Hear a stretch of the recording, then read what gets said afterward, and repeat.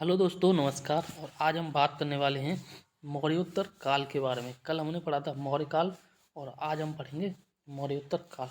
मौर्य काल के बाद में का जो कार्य, ये काल जो है मौर्योत्तर काल कहलाता है।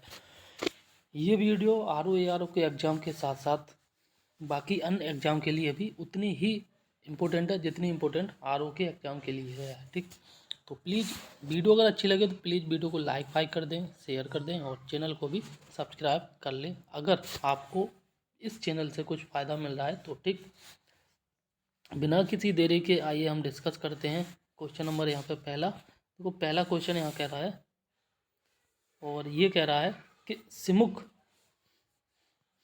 जो था वो किस वंश का संस्थापक था। ठीक, तो ये जो था सातवाहन वंश का संस्थापक था और सातवाहन वंश एकमात्र ऐसा वंश था जिसने जो है शीशे के सिक्के चलाए थे। ठीक, नेक्स्ट क्वेश्चन यहाँ पे कह रहा है और ये कह रहा है आंध्र के सातवाहन राजाओं की सबसे लंबी सूची किस पुराण में मिलती है। ये मिलती है मत्स्य पुराण में। ठीक, नेक्स्ट क्वेश्चन कह रहा है सातवाहनों की राजधानी या सातवाहन राजाओं की जो या सातवाहन वंश की राजधानी कहाँ पे थी।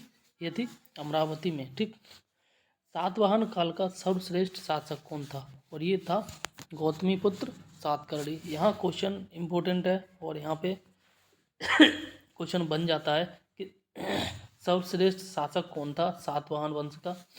ये था गौतमीपुत्र सातकर्णी। ठीक है ना। और यहाँ पे जो है एक परंपरा या प्रथा कह सकते हैं, यहाँ पे जो राजा थे वह अपने नाम के आगे जो अपनी माँ का नाम लगाते थे। ठीक है ना। यहाँ पे कह रहा है गौतमी पुत्र सातकर्णी ने वेड़कटक स्वामी की उपाधि धारण की थी। किसकी उपाधि धारण की थी। वेड़कटक की स्वामी की उपाधि धारण की थी तथा वेड़कटक नामक नगर की स्थापना की थी और इसे जो है वेदों का आश्रय भी कहा जाता है। किसे कहा गया है। वेदों का आश्रय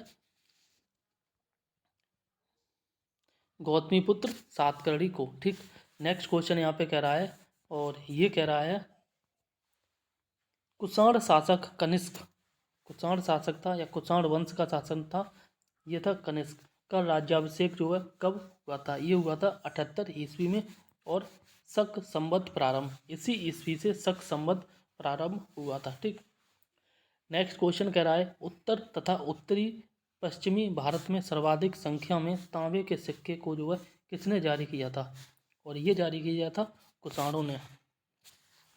विक्रम एवं शक संवत, विक्रम एवं शक संवत में कितने वर्षों का अंतर है। ये जो है 135 वर्षों का अंतर है। ठीक, शक संवत कब स्टार्ट हुआ, जब जो ये राजा था उसका राज्याभिषेक हुआ था। ठीक है ना। और ये कनिष्क का राज्याभिषेक हुआ था और ये राज्याभिषेक हुआ था 78 ईस्वी में। ठीक, और इन दोनों के बीच में जो है 135 वर्ष का अंतर है विक्रम और शक संवत के बीच में। नेक्स्ट क्वेश्चन यहाँ पे कह रहा है कि मौर्यों के बाद भारत में सबसे प्रभावशाली राजा कौन था। ये था सातवाहन। ठीक, नेक्स्ट क्वेश्चन कह रहा है शुंग वंश के बाद जो है किस वंश ने भारत पर राज किया था। ये किया था कण्व वंश ने। ठीक है ना। तो ये क्वेश्चन मोस्ट इम्पोर्टेंट है। यहाँ पे कह रहा है कनिष्क को किस चीनी जनरल ने पराजित किया था। ये किया था पान चाउ ने। किसने पराजित किया था। पान चाउ ने। किसको किया था। कनिष्क को। किस वंश के साम्राज्य की सीमाएं भारत के बाहर तक फैली हुई थी। ये फैली थी कुषाण वंश की। ठीक, अब यहाँ पे हम बात करते हैं ऊपर। नेक्स्ट क्वेश्चन कह रहा है कि विक्रम संवत कब से प्रारंभ हुआ था। 57 ईस्वी पूर्व से। ठीक है, देखो शक संवत की बात करें, इम्पोर्टेंट क्वेश्चन है, मोस्ट इम्पोर्टेंट क्वेश्चन। शक संवत की बात करें तो ये 78 ईस्वी प्रारंभ हुआ था। ठीक है ना। और विक्रम संवत की बात करें तो ये 57 ईस्वी पूर्व में प्रारंभ हुआ था। ठीक है ना। तो 78 और 57 अगर हम जोड़ते हैं तो ये हो जाएगा 135। ठीक है ना। क्यों 8 7 15 और 7 5 12 और 1 13। ठीक है ना। तो इस प्रकार से जो है 135 वर्ष का अंतराल है दोनों के बीच में। शक संवत की जो प्रारंभ हुआ था और इसी 78 ईस्वी में और इसी दिन या इसी साल में जो है कनिष्क का राज्याभिषेक हुआ था, या कह सकते हैं कनिष्क के राज्याभिषेक के साल को ही शक संवत प्रारंभ हुआ था। ठीक, नेक्स्ट क्वेश्चन कह रहा है कलिंग नरेश खारवेल किस वंश से संबंधित था? ये चेद वंश से संबंधित था। नेक्स्ट क्वेश्चन कह रहा है प्रथम ईरानी शासक कौन था? ये था डेरियस प्रथम।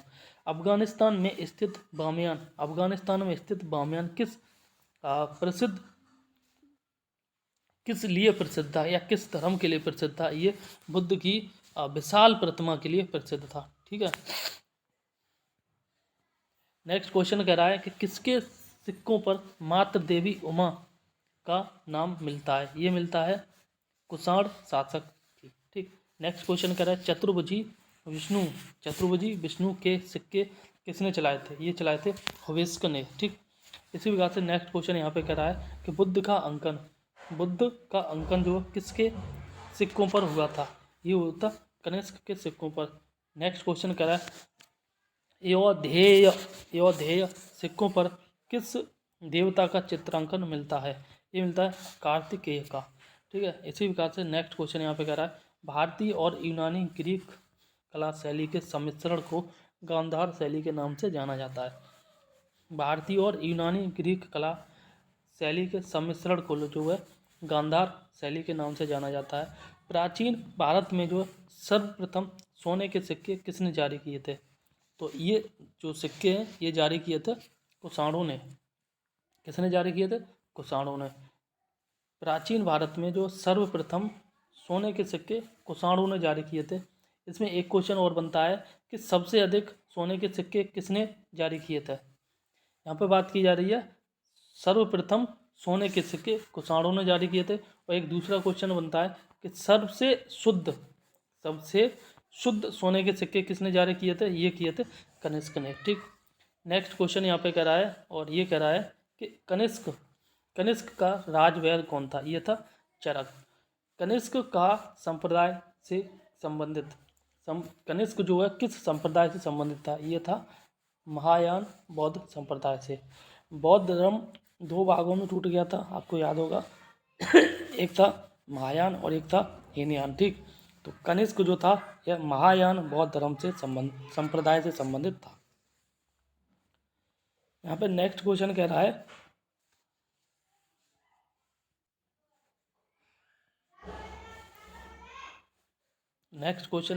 है कि किस राजवंश ने हत्या करके सत्ता हत्याई जिसका अंत भी हत्या के द्वारा हुआ था? ये था शुंग वंश। ठीक है ना।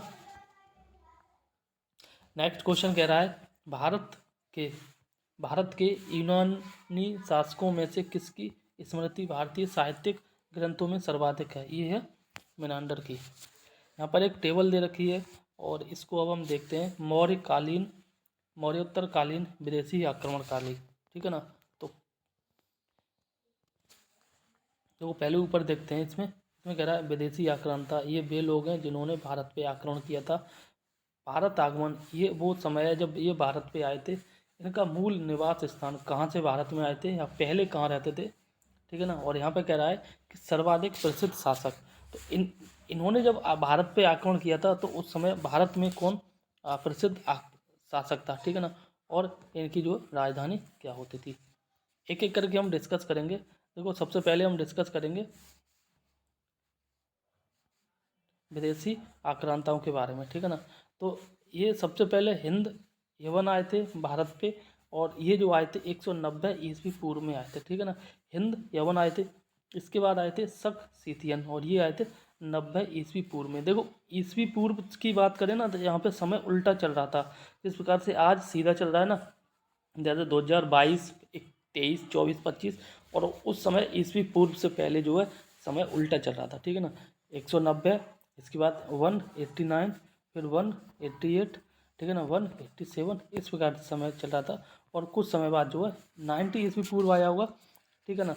तो ये करीब 100 साल बाद हिंद यवन ने सबसे पहले आक्रमण किया था। ठीक है, 190 ईस्वी पूर्व में। फिर शक सीथियन ने आक्रमण किया था 90 ईस्वी पूर्व में। फिर पार्थियन या पहलव ने आक्रमण किया था पहली सदी ईस्वी पूर्व के अंत में। ठीक है ना।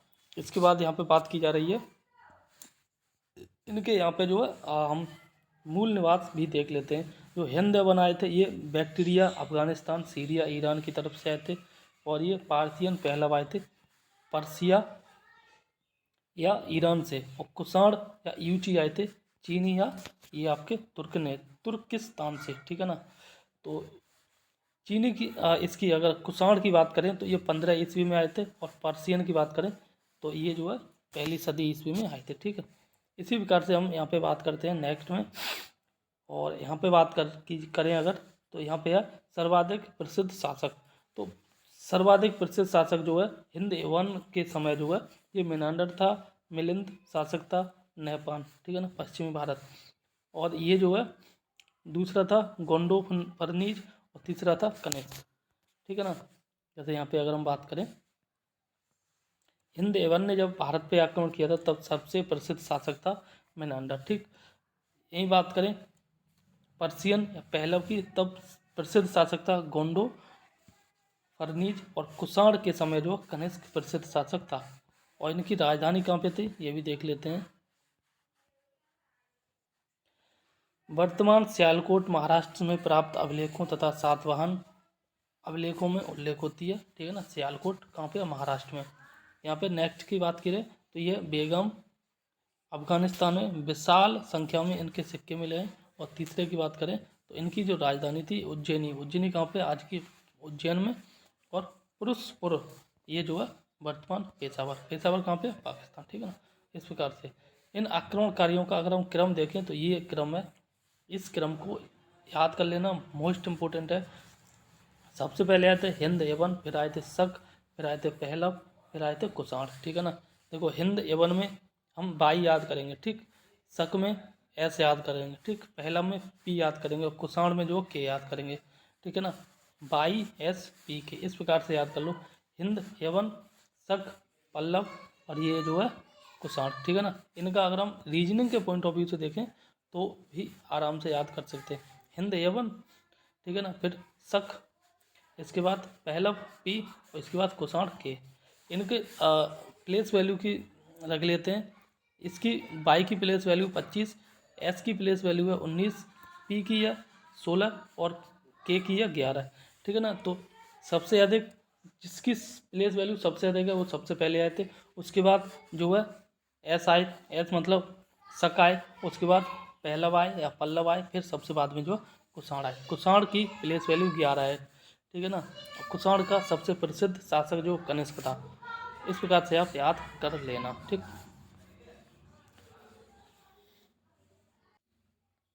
नेक्स्ट वीडियो में नेक्स्ट टॉपिक के बारे में डिस्कस करेंगे, तो इस वीडियो को हम यहीं पे समाप्त करते हैं, ठीक।